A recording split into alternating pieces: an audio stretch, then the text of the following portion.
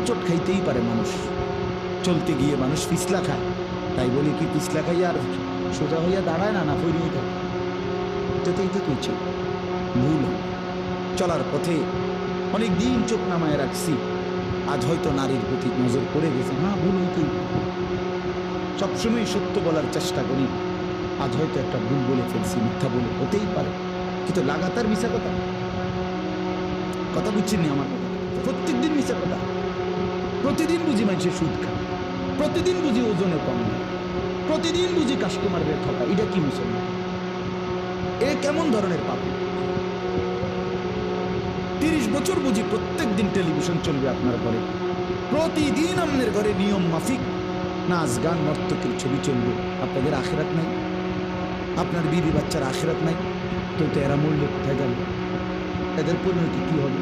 আর আমি বাবা হিসাবে, অভিভাবক হিসাবে কি দায়িত্ব পালন করব? খাট পালং আর সোফা ফার্নিচার, কাঁচের প্লেট আর নুনের বাটি, এটাই ছিল জিম্মাদারি না?